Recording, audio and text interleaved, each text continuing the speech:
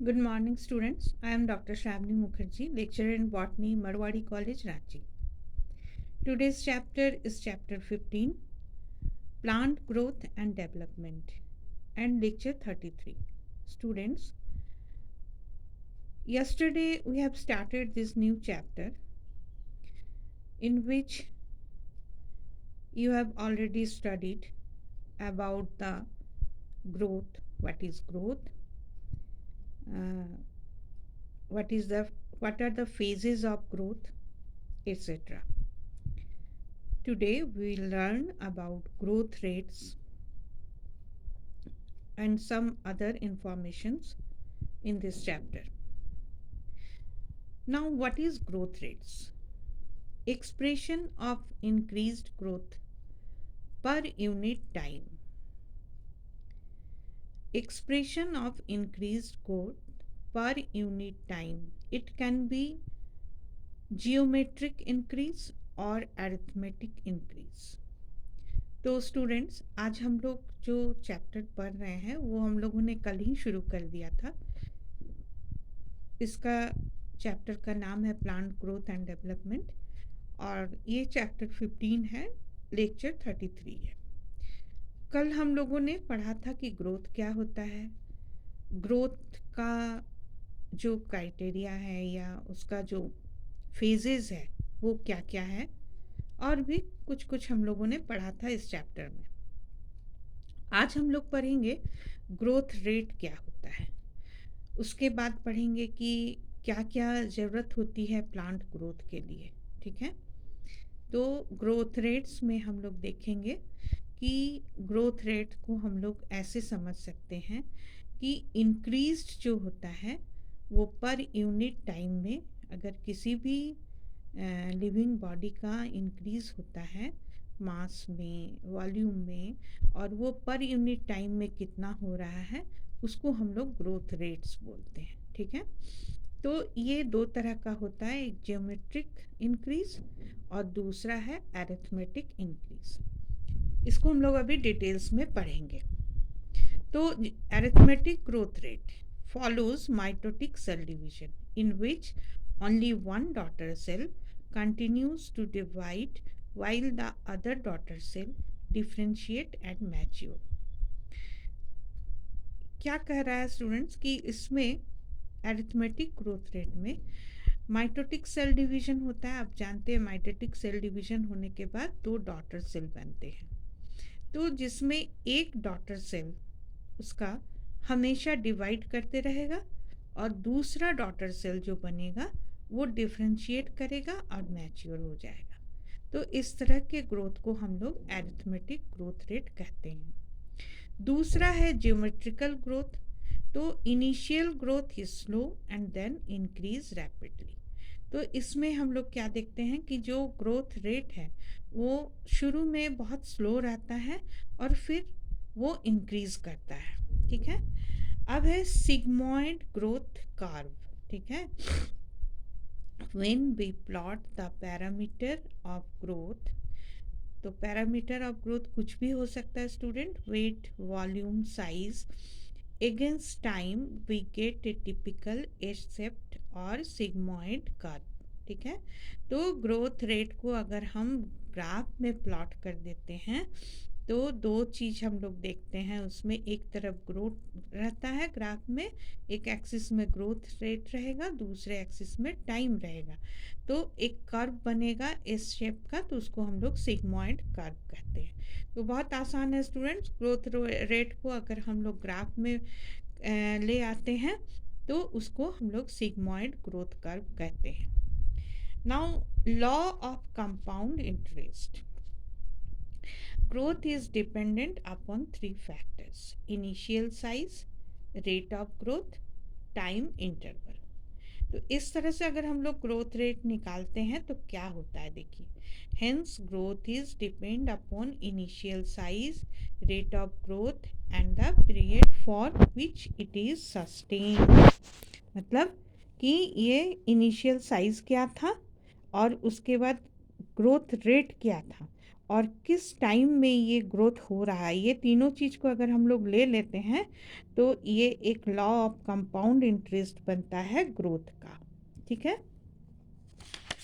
इसको कुछ नहीं है स्टूडेंट्स, बस एक फॉर्मूला में हम लोग पुट कर देंगे। तो देखिए, अगर हम लोग इस तरह से लेते हैं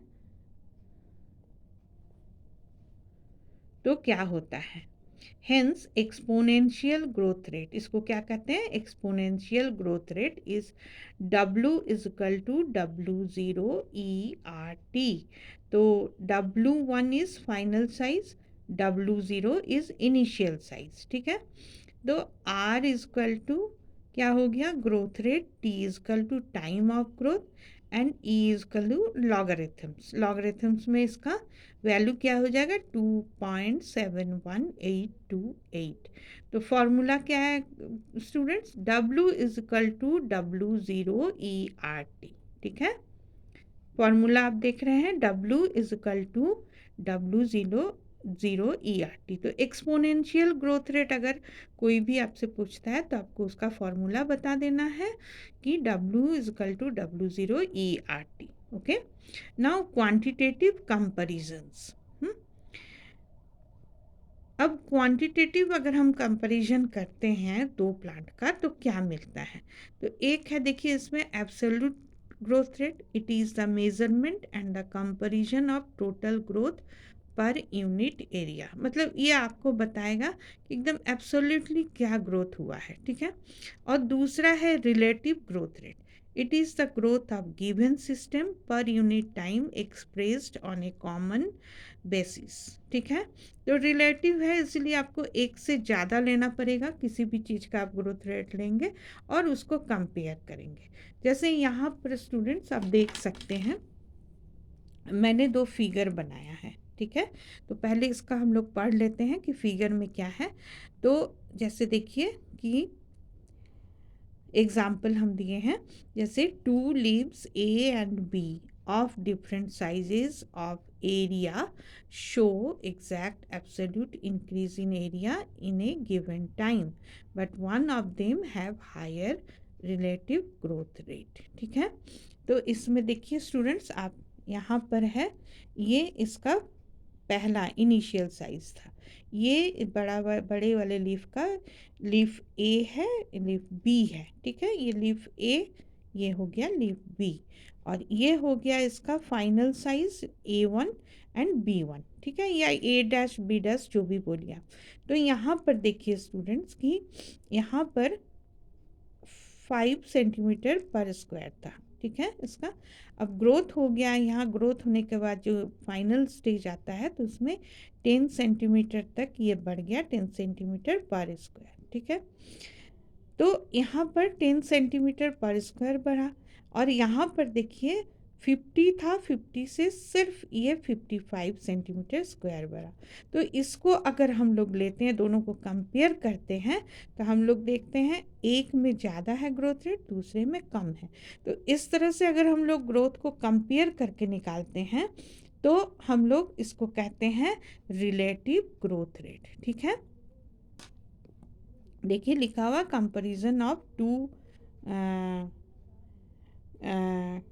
and absolute and relative growth, comparison of absolute and relative growth rate. ठीक है, तो एब्सोल्यूट ग्रोथ रेट देखेंगे तो दोनों का अलग अलग है, और कंपेयर करेंगे स्टूडेंट्स, जैसे एब्सोल्यूट हो गया यहाँ पर 10 सेंटीमीटर पर स्क्वायर, यहाँ पर 55 सेंटीमीटर पर स्क्वायर, और अगर कंपैरिजन करके देखेंगे तो ऐसे को हम लोग बोलेंगे relative growth rate. Okay students, now third is condition for growth. ठीक है, ये बहुत आसान है, थोड़ा सा आपको याद करना पड़ेगा। तो growth involve synthesis of more protoplasm, cell division, cell enlargement and cell differentiation which requires a number of conditions. ठीक है, तो ग्रोथ में क्या होता है, फर्स्ट है सेल डिवीजन, जैसा आप जानते थे, उसके बाद है सेल एनलार्जमेंट, और इसके लिए हम लोगों को क्या चाहिए, ज़्यादा से ज़्यादा प्रोटोप्लाज्म चाहिए, जिस वजह से ये cell division and cell enlargement दोनों ही होगा। उसके बाद क्या होता है कि सेल डिफरेंशिएशन होता है। ये आप लोग फेज ऑफ ग्रोथ में पढ़ चुके हैं स्टूडेंट्स। तो इसके लिए हमें कंडीशंस क्या चाहिए, ठीक है। तो नंबर 1 है water. It is required for cell elongation, maintenance of turgidity of growing cells and providing medium for enzyme action. आप ये अच्छी तरह से जानते हैं स्टूडेंट्स कि अगर हम लोग कोई भी पौधा लगाते हैं तो उसमें हम लोग हमेशा पानी देते हैं। तो पानी का क्या फंक्शन है उसके ग्रोथ में, ये बता रहा है, ठीक है। Now number 2 is oxygen. Oxygen भी बहुत एसेंशियल है क्योंकि इसके बिना एरोबिक रेस्पिरेशन होगा ही नहीं, ठीक है। Number 3 is nutrients. They are raw materials for synthesis of protoplasm and are source of energy, ठीक है। तो न्यूट्रिएंट्स में क्या हो जाता है, अगर न्यूट्रिएंट सही नहीं मिलेगा तो प्रोटोप्लाज्म में प्रोटोप्लाज्म कम रहेगा। तो प्रोटोप्लाज्म कम रहेगा तो नेचुरली है कि कोई भी सेल डिवाइड नहीं कर पाएगा। इसीलिए ग्रोथ तभी होगा जब सेल में डिवीजन होगा, और सेल के डिवीजन के लिए प्रोटोप्लाज्म ज़रूरी है। तो न्यूट्रिएंट्स बहुत ज़्यादा मैटर कर रहा है प्रोटोप्लाज्म बनाने में, साथ में उसको एनर्जी भी देता है सेल को, ताकि वो जो एनर्जी उसको ज़रूरत है सेल डिवीजन के लिए, ठीक है। Number 4 is light, required for tissue differentiation, synthesis of photosynthetic pigments and photosynthesis. तो आप जानते ही हैं बिना लाइट के कोई भी पौधा वो उसका ग्रोथ एंड डेवलपमेंट नहीं होता है। तो लाइट का क्या काम होता है स्टूडेंट्स, फोटोसिंथेसिस करना। तो फोटोसिंथेसिस करने के लिए फोटोसिंथेटिक पिगमेंट्स लगता है, और ये टिश्यू डिफरेंशिएशन भी करवाता है। Number 5 temperature. A temperature of 28 degree to 30 degree is optimum for proper growth in most plants. तो आप याद रखेंगे टेम्परेचर ऑप्टिमम क्या है, 28 डिग्री टू 30 डिग्री, ठीक है। इसके बाद वाला टेम्परेचर में स्टूडेंट्स, यानी जैसे कि 40 डिग्री हो गया, 45 डिग्री हो गया, तो मोस्टली 45 डिग्री टेम्परेचर जैसे ही एनवायरनमेंट का होता है तो ग्रोथ एकदम चेक हो जाता है, इसलिए कि उस उतने डिग्री टेम्परेचर में जो भी इसके अंदर में हार्मोन्स होते हैं, एंजाइम्स होते हैं, वो काम नहीं करते हैं, वो टूटने लगते हैं, ओके। तो आपको याद रखना है 45 डिग्री टेम्परेचर कभी ना हो जिससे प्लांट का ग्रोथ बिल्कुल रुक जाएगा, ठीक है। Number 6 gravity. It determines the direction of shoot and root growth, ठीक है। ये क्या करता है, ये डिटरमाइन करता है कि शूट एंड रूट ग्रोथ का क्या डायरेक्शन होगा, ठीक है। यानी कि रूट जो है वो कहाँ जाएगा, ज़मीन के अंदर जाएगा, ठीक है। तो इसको बोलते हैं कि ये नेगेटिव टू द ग्रेविटी है, और रूट जो है वो ज़मीन से ऊपर जाएगा, तो ये पॉजिटिवली ग्रेविटी की तरफ है, ठीक है। उसके बाद लीफ का भी उसका डायरेक्शन होता है। Number 7 other factors. Other factors में क्या आता है student, excess of salts, mineral deficiency and other stress factors have detrimental effects of growth, ठीक है। तो ज़्यादा से ज़्यादा अगर सॉल्ट मिल रहा है उसको, मिनरल नहीं मिल रहा है, तो ये भी डिटरमाइन करते हैं कि ग्रोथ किस तरह से होगा।